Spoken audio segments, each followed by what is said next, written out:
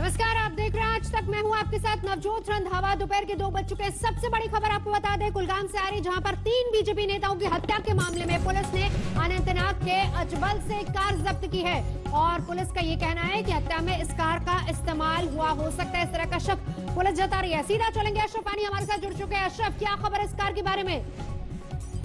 दरअसल नवजोत, ये जो inspector general of Jammu and Kashmir police Vijay Kumar है, उन्होंने ये कहा कि उन्होंने ये पता लगाया है कि कहां से हमलावर आए थे। दरअसल एक कार जो है बरामद की है जम्मू कश्मीर पुलिस ने अचवल इलाके से, जो और जहां पर ये गोलीबारी हुई थी वहां से ज्यादा दूर नहीं आए थे आतंकी, जिन्होंने बीजेपी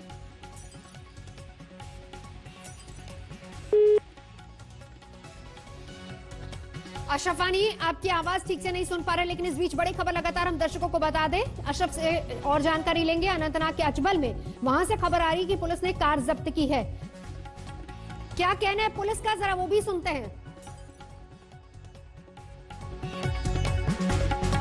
अभी तक जो हम लोग अपने ऑफिसर्स बात किए, मौका पा के मुआयना किए और टेक्निकल जो एविडेंस देख रहे हैं, उससे लग रहा है कि जैसा कि अल्ताफ यहाँ का एक लोकल है, कल शाम में 8 बजे उसका अल्टो कार 3 मिलिटेंट आया था, उसको स्नैच करके और इस गाड़ी में यहाँ तक आया है।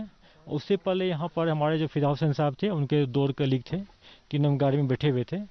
उस पर नज़दीक आके अंधाधुंध फायरिंग किया और उनको जख्मी काफ़ी हो गए, हॉस्पिटल लेके रास्ते में उनका डेथ हो गया। और फिर उसी गाड़ी में तीनों मिलिटेंट बैठ के अचवल एरिया में निकल गए, जहाँ से आज गाड़ी को सीज किया गया है। FSL की टीम चली गई है और हम लोग इसमें LAT का नाम आ रहा है और इसमें एक लोकल मिलिटेंट डोरू का है, निसार खांडे है, एक खुरबनी का अब्बास शेख है जो पहले HM में था, बाद में LAT में आजकल है, जो TRF भी क्लेम करते हैं अपने आप को। ये दोनों का इन्वॉल्वमेंट आ रहा है। हो सकता है इसके साथ एक FT भी हो और हम लोग इसमें लगे हुए हैं और बहुत जल्दी इसको हम लोग न्यूट्रलाइज कर लेंगे। तो आईजी जम्मू कश्मीर के जो सीधे तौर पर बता रहे थे कि किस तरीके से हमला हुआ, उस कार को जब्त कर लिया गया। 3 आतंकी उसमें थे, लेकिन फिलहाल अभी उनकी तलाश की जा रही है। और जो बताया जा रहा है कि TRF के आतंकी हो सकते हैं, TRF ने इसकी जिम्मेदारी भी ली है, TRF के आतंकी हो सकते हैं। इस बीच आपको ये बता दें कि लगातार जिस तरीके से आतंकियों को निशाना, आतंकियों का सफाया किया जा रहा है सुरक्षा बलों की तरफ से, एक बड़ा ऑपरेशन चलाया जा रहा है, उससे कहीं ना कहीं आतंकी बौखला गए हैं और यही एक बड़ी वजह है। और इस बीच क्या कह रहे बीजेपी के नेता, वो भी आपको सुनवाते हैं। जम्मू कश्मीर में जो परिस्थितियां बदली हैं 370 और 35 से हटाने के बाद, और लोकतंत्र लोगों के दरवाजे तक पहुंचा है, इस पर सवाल खड़ा करने के लिए और भारत के संविधान के तहत शासन व्यवस्था को अपदस्थ करने के लिए बाहर की ताकतों की मदद से कश्मीर के अंदर की कुछ राजनीतिक ताकतें ऐसी हरकत कर रही हैं। यह सिर्फ आतंकवादी घटना नहीं है। कश्मीर के वे राजनीतिक ताकत जो कल चीन से मदद लेकर ऐसा काम करने की बात कर रहे थे, जो तिरंगा झंडा नहीं उठाने की बात कर रहे थे, उनका स्पष्ट संबंध उन बाह्य ताकतों से है और वे उन बाह्य ताकतों की मदद से कश्मीर के वातावरण को, परिस्थितियों को बिगाड़ने की कोशिश कर रहे हैं। इसी के लिए भारतीय जनता पार्टी के कार्यकर्ताओं को निशाना बनाया जा रहा है। जम्मू में विरोध की तस्वीरें, कश्मीर के माहौल को बिगाड़ने की कोशिश और किस तरीके से बाहरी ताकतों के इस्तेमाल की बात हो रही है। और इस बीच ये तस्वीरें लगातार आपको दिखा रहे हैं, लोकतंत्र स्वीकार नहीं और इसीलिए इस तरह के हमले हो रहे हैं। लगातार सियासतदान अब निशाने पर है। कश्मीर में 3 बीजेपी नेताओं की हत्या के विरोध में सियासत एक तरफ गरमाई हुई है। इस बीच भारतीय जनता पार्टी के युवा मोर्चा के कार्यकर्ताओं ने जम्मू में प्रदर्शन भी किया है। उसी की तस्वीरें आपको दिखा रहे हैं। कार्यकर्ता पाकिस्तान और इमरान खान के खिलाफ पोस्टर, बैनर लेकर नारेबाजी करते नजर आए। भारतीय जनता पार्टी से जुड़े हुए कार्यकर्ताओं को निशाना बनाया गया है। आतंकवादियों ने कल शाम 3 बीजेपी के जो कार्यकर्ता है उनकी जो है हत्या कर दी दक्षिण कश्मीर के कुलगाम जिले में। और यहाँ पर आज जम्मू शहर में जो है भारतीय जनता युवा मोर्चा के जो कार्यकर्ता हैं वो पाकिस्तान के विरुद्ध उग्र प्रदर्शन कर रहे हैं। आप देख सकते हैं पाकिस्तान के खिलाफ नारेबाजी हो रही है, इमरान खान के खिलाफ नारेबाजी हो रही है। और यहाँ पर जो युवा जो मोर्चा है भारतीय जनता पार्टी का, उसके जो कार्यकर्ता उनमें काफी आक्रोश है। अभी थोड़ी देर पहले यहाँ पर पाकिस्तान के प्रधानमंत्री इमरान खान का पुतला भी फूंका गया। जहां पर जो है इमरान खान का पुतला फूंका गया और यहां पर जो कार्यकर्ता युवा मोर्चा के वो महबूबा मुफ्ती के खिलाफ भी नारेबाजी करे। यहाँ पर युवा मोर्चा के कार्यकर्ता से जिस तरह से घाटी में आतंकवादी का बिल्कुल सफाया हो रहा है, वो बुखलाट में आकर नहत्ते बीजेपी कार्यकर्ताओं को निशाना बना रहे हैं। यहीं से लगता है कि पाकिस्तान कितना डर गया हुआ है, उनके सेना के आगे उसकी एक भी नहीं चल रही और वो नहत्ते बीजेपी कार्यकर्ताओं को निशाना बना रहे हैं। इस विषय पर बीजेपी विरोध करता है और आगे भी करता रहेगा।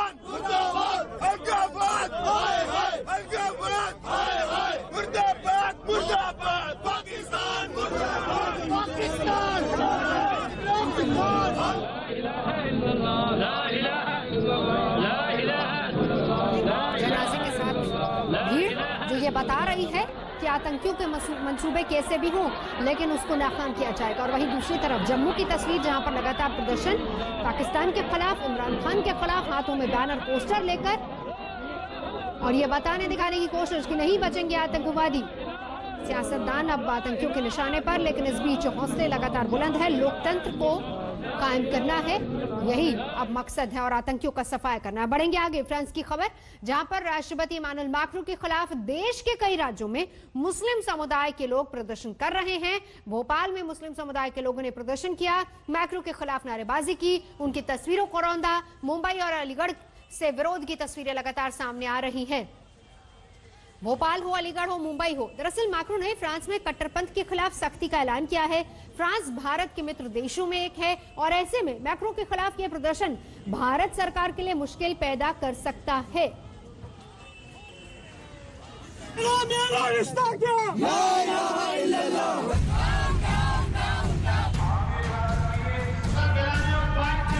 इस्लामोफोबिया नहीं चलेगा।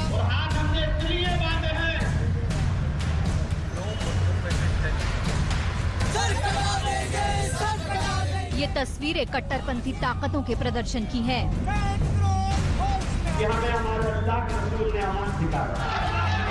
ये तस्वीरें माहौल को खराब करने वाली हैं। फ्रांस के राष्ट्रपति मैक्रों ने कट्टरपंथियों पर लगाम लगाने की बात क्या कही, भारत के इस्लामिक कट्टरपंथी आपा खो बैठे। शहर शहर फ्रांस के राष्ट्रपति मैक्रो के खिलाफ प्रदर्शन होने लगा। क्या भोपाल, क्या मुंबई, क्या अलीगढ़, हर जगह इस्लामिक कट्टरपंथी सड़कों पर उतर आए हैं। किस तरीके से हम एहतजाज करेंगे। मध्य प्रदेश की राजधानी भोपाल में फ्रांस के राष्ट्रपति इमानुएल मैक्रों के खिलाफ कल प्रदर्शन किया गया। भोपाल के इकबाल मैदान में हजारों लोग जुटे। भोपाल मध्य से कांग्रेस विधायक आरिफ मसूद ने ये प्रदर्शन करवाया। फ्रांस में पैगंबर मोहम्मद पर की गई टिप्पणी के खिलाफ लोगों ने प्रदर्शन किया। लोगों ने फ्रांस के राष्ट्रपति के खिलाफ जमकर नारेबाजी की। प्रदर्शन में पहुंचे लोगों के हाथों में तख्तियां थी और उन्होंने नारे लगाए।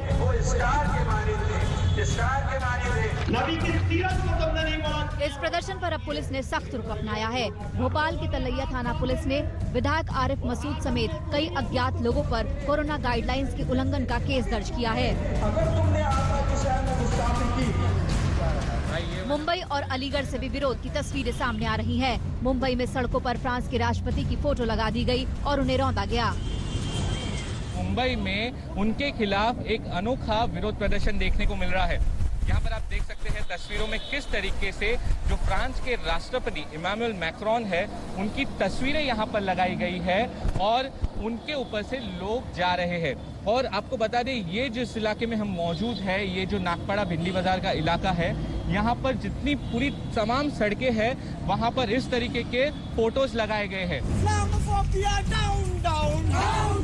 अलीगढ़ में एएमयू के छात्रों ने मैक्रो के बयान के खिलाफ प्रदर्शन किया। छात्रों के हाथों में पोस्टर बैनर थे और वो सड़कों पर उतर आए। ये तस्वीरें गवाह है कि फ्रांस ने इस्लामिक कट्टरता के खिलाफ जंग का ऐलान किया तो कट्टरपंथी किस तरीके से आपा खो बैठे। कट्टरपंथी ताकतों को अपना कट्टर कार्ड खेलने का मौका मिल गया। ये कट्टरपंथी ताकतें माहौल को खराब करने और आग उगलने में लग गई हैं। फ्रांस भारत के मित्र देशों में है और ऐसे में मैक्रो के खिलाफ ये प्रदर्शन भारत सरकार के लिए मुश्किलें पैदा करने वाला हो सकता है। मुंबई से सौरभ वक्तानिया, अलीगढ़ से अकरम खान और भोपाल से रवीशपाल सिंह के साथ आज तक ब्यूरो। फ्रांस के राष्ट्रपति के खिलाफ प्रदर्शन करने वाले कांग्रेस विधायक आरिफ मसूद ने फ्रांस के राष्ट्रपति से माफी मांगने की बात कही है। उन्होंने कहा है कि जब तक वो माफी नहीं मांगेंगे हमारा विरोध इसी तरीके से जारी रहेगा। आरिफ मसूद से बात की आज तक संवाददाता रवीशपाल सिंह ने। मध्य प्रदेश की राजधानी भोपाल में फ्रांस के राष्ट्रपति को लेकर के जबरदस्त प्रदर्शन हो रहा है। भोपाल में एक दिन पहले एक बड़ा प्रदर्शन कांग्रेस विधायक आरिफ मसूद की तरफ से करवाया गया। भोपाल के इकबाल मैदान में आरिफ मसूद इस वक्त हमारे साथ मौजूद हैं बात करने के लिए। आरिफ जी, एक बड़ा प्रदर्शन कल का हुआ है, हालांकि आपके खिलाफ एफआईआर भी इस पर दर्ज हो गई है, लेकिन जिस तरीके से ये बयान आया है इसे किस तरीके से आप ले रहे हैं? क्या अभी आगे इस तरीके से विरोध आपके जारी रहेंगे? देखिए, बहुत बड़ी सीधी बात है, इसको मुद्दों से भटकाने की बात चल रही है। उसूल की बात यह है कि हमने कभी किसी के धर्म के बारे में बुरा नहीं कहा, तो हमारे मजहबी पेशवा के बारे में, हमारे नबी के बारे में गुस्ताखी करने का किसी को हक हासिल नहीं है। और अगर फ्रांस के राष्ट्रपति ने कार्टून के ऊपर टिप्पणी करी है तो हमने उसका विरोध करा है और शांतिपूर्वक विरोध करा। लेकिन वहां पे जिस तरीके से भीड़ इकट्ठी हुई थी, प्रशासन का कहना है कि ये कोरोना की जो गाइडलाइंस है उसका उल्लंघन था और इसीलिए आपके साथ ही 200 और लोगों पे भी एफआईआर दर्ज की गई। देखिए, मुकदमा ने दर्ज करा, इसका जवाब मैं अदालत में दूंगा। तो कभी उन्होंने तो मुकदमा दर्ज कर लिया, न्यायालय का मामला बचा है, मैं न्यायालय में साबित करूंगा। लेकिन यह भी एक सवाल खड़ा होता है कि राजनीतिक पार्टियां अपनी रैलियां, चुनावी रैलियां, सभाएं कर सकती है, वहां कोरोना का कोई मापदंड नहीं है। लेकिन अगर हम अपनी हक बात करेंगे, हम सच बात करेंगे, इंसाफ मांगेंगे, तो हम पे मुकदमे दर्ज होंगे। मुख्यमंत्री खुद ट्वीट करके आप कह रहे हैं कि इस तरीके की घटनाएं जो है बर्दाश्त नहीं की जाएंगी, सख्ती से निपटा जाएगा। आप पे निशाना है सीधे सीधे? शिवराज सिंह जी का तो वैसे भी निशाना रहता ही, उसमें कोई बात नहीं। उन्होंने जो करना था कर दिया, मुकदमा दर्ज करना था। उनसे पूछा जाए कि राजनीतिक पार्टियां और खुद की रैलियां करने वाले में कितनी सोशल डिस्टेंसिंग, मास्क का और कितना चीजों का लिहाज रखा गया कोरोना का, वो बताया। आगे बढ़ते हैं। प्रधानमंत्री नरेंद्र मोदी आज से 2 दिवसीय गुजरात दौरे पर हैं और आज सुबह प्रधानमंत्री नरेंद्र मोदी गांधीनगर पहुंचकर गुजरात के पूर्व मुख्यमंत्री केशुभाई पटेल को श्रद्धांजलि देने पहुंचे। पीएम मोदी सबसे पहले उनके घर पहुंचे, नमन किया। पीएम मोदी को अपने दौरे में कई योजनाओं का उद्घाटन करना है और इसी सिलसिले में प्रधानमंत्री केवड़िया मॉल और दूसरा ये कि हिंदुस्तान के हर कोने की चीज आपको वहां मिल जाएगी। यानी पर्यटन के लिहाज से अगर देखा जाए तो 2 दिन का ये दौरा, जहां पर 21 परियोजनाओं का उद्घाटन प्रधानमंत्री को करना है, बहुत अहम है, खासतौर पर गुजरात के लिए। पीएम मोदी का ये ड्रीम प्रोजेक्ट है और उससे भी अहम रहेगा कल का दिन, जब एकता दिवस के मौके पर प्रधानमंत्री मोदी न सिर्फ उस परेड में शामिल होंगे बल्कि साथ ही साथ कल सी प्लेन का भी उद्घाटन करेंगे, उस सेवा का भी उद्घाटन करेंगे, क्योंकि ये भी एक तरीके से ड्रीम प्रोजेक्ट था प्रधानमंत्री नरेंद्र मोदी का और पहली सी प्लेन सेवा जो कि वहां पर शुरू होने वाली है। 3 तस्वीरें आपको दिखा रहे हैं। प्रधानमंत्री मोदी किस तरीके से न्यूट्रिशन पार्क भी पहुंचे, उसके बाद एकता मॉल का दौरा करते हुए अंदर क्या दिखाएंगे ये तस्वीरें भी। लेकिन फिलहाल सीधा लिए चलते हैं मेरी सहयोगी अंजना ओम कश्यप के पास, जिनके साथ इस वक्त रविशंकर प्रसाद मौजूद हैं, बातचीत कर रही हूं उन्हीं से। ये जो चुनाव प्रचार आप कर रहे हैं, एनडीए की स्थिति आप क्या देख रहे हैं, बीजेपी की स्थिति क्या देख रहे हैं और नीतीश कुमार की परिस्थिति क्या देख रहे हैं अपनी नजर से? आपने एक रहे हैं अंजना जी का तो स्वभाव ही है। देखिए, पहली बात जान लीजिए, बिहार का ये चुनाव खौफ, डर, अपहरण, फिरौती, दूसरी तरफ सुरक्षा, आशा और भविष्य की ओर नई ऊंचाई तो देखने का आग्रह, इन दोनों के बीच में। आपने कहा मैं प्रचार कर रहा हूं, सही में एक ही सवाल पूछता हूं, केवटी, अररिया, पूर्णिया, कटिहार से पटना जाने में कितना वक्त लगता है? कहते हैं 5 घंटा। कहा पहले, कहा 9-10 घंटा मिनिमम। रास्ते में गाड़ी टूट गई तो पता नहीं है। क्या हाल है बिजली का? गांव में बिजली है। लोग आजकल वीडियो से स्मार्टफोन खुलते हैं, फोटो खींचते हैं। हमने कहा ये बताओ, देश का आईटी मंत्री का एक सवाल है, अच्छा लगता है हाथ में स्मार्टफोन है, लालू जी के राज में दिखाते का क्या जीना सरकार छिना जाती हल। ये खौफ आज भी है। आज पटना में डॉक्टर से मिलने गया था। अंजना, बिहार को आप जानते हैं, मेरे पटना शहर में कितने बड़े बड़े डॉक्टर अगवा हुए थे, क्यों नाम लूं उनका, कहीं अब नहीं है इस दुनिया। पटना शहर में डॉक्टर अगवा हुए थे। पटना अगर सड़कें बन गई हैं, काम इतना हुआ है, तो लालू राज का खौफ क्यों मंत्री जी को जाके बताना पड़ रहा है लोगों को? इसलिए विरासत वाले आए हैं, उन्होंने अपने पोस्टर पर माता पिता की फोटो नहीं लगाई है। उनको भी डर है, 7.5 साल पिताजी और जॉइंट बिहार, झारखंड और बिहार आज का, और माता जी, तो फिर बात निकलेगी तो बहुत दूर तक जाएगी। वो तो लालू फ्री राज देना चाहते हैं ना, इसीलिए पिताजी की फोटो नहीं लगा रहे। वो दिखावा है। देखिए मैं फिर कहना आपकी बिल्डिंग की बुनियाद क्या ये इम्पोर्टेंट है ना। मैंने प्रधानमंत्री के मीटिंग में एक बात कही थी जहां मेरा भाषण किया था उनके सामने में। डीलर एंड सन्स पटना में फ्रेजर रोड पर जबरन लिखा लिया गया। ये टाटा की दुकान थी, जबरन गाड़ियां छीनने गई किसी के बेटे की शादी के लिए, बेटी की शादी के लिए। कौन उनके रिश्तेदार थे मुझे बताने की जरूरत नहीं है। कितने ईटिंग जॉइंट बंद हो गए, कितने व्यापारी छोड़कर चले गए। और आज पटना में IIT है, चाणक्य लॉ इंस्टीट्यूट है, बाकी चंद्रगुप्त मौर्य मैनेजमेंट इंस्टीट्यूट है, निफ्ट है। ये दोनों नैरेटिव सामने आना चाहिए। वही गांव की बात है।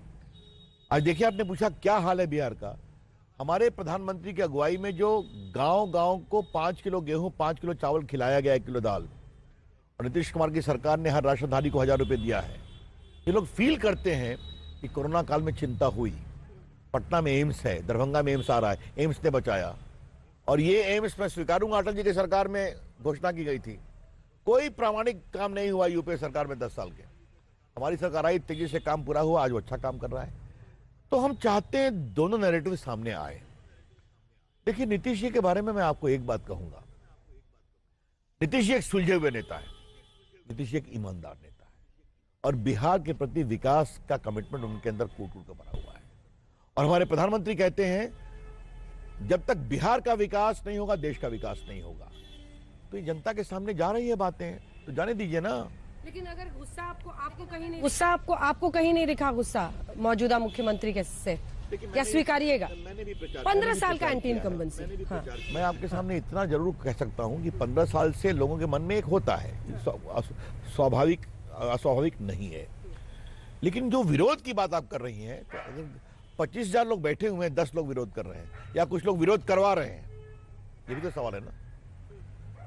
10 से 12 नहीं है, क्षमा करिए आप, 15 नहीं है, लेकिन है, तो इसको दोनों रूप से देखना चाहिए। मैं आपसे इतना ही कहना चाहता हूँ।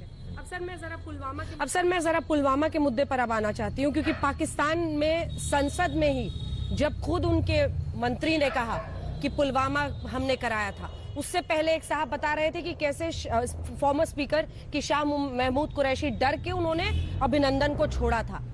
और अब आपकी पार्टी कह रही है कि जो सबूत गैंग है वो अब चुप हो जाए। क्या इससे परिवर्तन हो जाएगा वाकई उनकी सोच में? इसको किस तरह से देख रहे हैं? ये सबूत गैंग जो है ना, इसको न भारत की सुरक्षा की चिंता है, न भारत की सामरिक नीति की चिंता है। इनको चिंता है नरेंद्र मोदी को एम्बैरस करना, बस। ये बताइए कि सबूत, मैं उनका नाम लेता हूं तो आप लोग कहते हैं आप बहुत तल्ख बोलते हैं। ये उरी में सेना की शहादत का सबूत किसने मांगा था? पुलवामा अटैक नरेंद्र मोदी को जितवाने के लिए किया गया था, ट्वीट किसने किया था? आप मुझे बताइए। ये सब आप जानती हैं, आपका चैनल दिखा चुका है। आप मुझे ये बताइए कि बालाकोट में भारत के स्ट्राइकिंग एयर स्ट्राइक पर सवाल किसने उठाए थे? सबूत दो। जबकि पूरी दुनिया ने माना कि 150-200 आतंकवादी मारे गए। अब आपने बात कही है पुलवामा की, जो वहां उन्होंने एडमिट किया है, तो ये तो बहुत बड़ी बात है ना। और हाँ, अगर वहां चर्चा हुई है तो शायद पाकिस्तान की सरकार को यह मालूम था कि अभिनंदन को अगर नहीं छोड़ते तो नरेंद्र मोदी का भारत है, एक साहसिक नेता है। पॉलिटिकली अब इसका इस्तेमाल करेंगे आप लोग? हर चीज को हम पॉलिटिकली इस्तेमाल नहीं करेंगे, लेकिन अगर सवाल उठेंगे तो क्यों नहीं सवाल पूछेंगे? अगर कांग्रेस पार्टी के एक नेता बड़े जाके कहते हैं कि पाकिस्तान में कोरोना का मैनेजमेंट हिंदुस्तान से बेटर है, अगर इमरान खान श्रीमान राहुल गांधी के सवाल को उठाएंगे यूएन में इंडिया के खिलाफ, तो ये विषय बनेगा ना, और बनना चाहिए कि नहीं बनना चाहिए? तो फिर मैं आपसे पूछता हूं कि राफेल के विषय पर कितनी तल्ख टिप्पणी की गई, कितनी स्तरहीन टिप्पणी की गई, तो सच्चाई तो सामने आ जाती है ना, सच्चाई सामने आ जाती है। तो आप इस मुद्दे पर अब कांग्रेस और पूरे विपक्ष को कह रहे हैं कि वो देश विरोधी हैं। मैंने ये तो नहीं कहा, मेरे शब्द थे सामरिक नीति।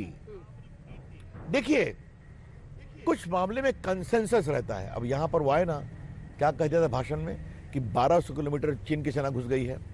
अब उनकी कौन स्क्रिप्ट लिखता है नहीं लिखता है, छोड़ दीजिए, चर्चा का विषय होना चाहिए। लेकिन कुछ मामले में दुनिया का एक वसूल है कि चुनाव में सामरिक नीति के बारे में थोड़ा हम लोग सावधानी बरतते हैं।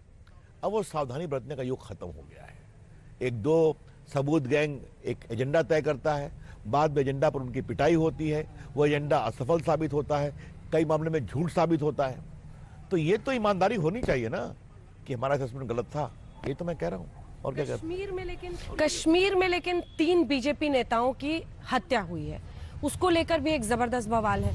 ये परिस्थितियां कब बेहतर होंगी, क्या हो रहा है, ये क्यों हो रहा है और आपकी पार्टी, आपकी सरकार कैसे देख रही है? कश्मीर के बारे में, अब आप बिहार के चुनाव की बात, कश्मीर में मुझे आप ये बताइए कि अगर किसी ने कहा कि हम तिरंगे को जब तक नहीं फहराएंगे, जब तक कश्मीर का झंडा नहीं लहरेगा, तो उसका जवाब वहां के लोगों ने दिया कि नहीं दिया, ये भी देखा आपने। सिर्फ जम्मू ही नहीं, श्रीनगर में भी दिया। अब कुछ डेस्परेशन है। आज पाकिस्तान से आया आतंकवादी का दिन तय है कि वो कितने दिन रहेंगे, उसके बाद कब उनको गुजरना पड़ेगा। नरेंद्र मोदी की सरकार का स्पष्ट आदेश है कि आतंकवादियों पर पहली गोली तुम नहीं चलाओगे, चाहे पाकिस्तान से भी हो, लेकिन फिर हाथ बांध के नहीं, हाथ खोल के जवाब दोगे। आप देख रहे हैं, कोई भी आतंकवादी लंबा नहीं ठहरता है। जो हमारे भाजपा कार्यकर्ता मारे गए, ये पीड़ादायक है, हमें भी बहुत दुख है, लेकिन हमारे भाजपा कार्यकर्ताओं के साहस का मैं अभिनंदन करता हूं कि मैंने खुद कश्मीर में बहुत काम करके देखा है कितनी हिम्मत के साथ वो खड़े हैं।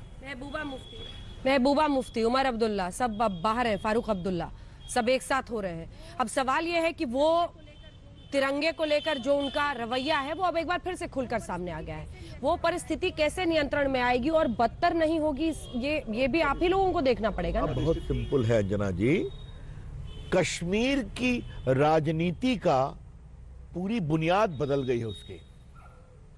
अभी तक राजनीति क्या थी वहां पर?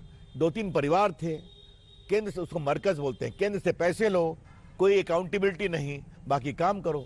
अब वहां के लोग चाहते हैं पार्टिसिपेशन। क्या गुज्जर और बाकी जो हमारे वहां के थे, ओबीसी, SC ST, उनको उचित रिजर्वेशन मिलता था? मुझे बताइए आप। नमस्कार, मैं हूं अंजना ओम कश्यप। हमें उम्मीद है ये वीडियो आपको पसंद आया होगा। लेटेस्ट खबरों के लिए यूं ही देखते रहिए आज तक, और इस वीडियो के पसंद आने पर लाइक, शेयर एंड सब्सक्राइब करना ना भूलें।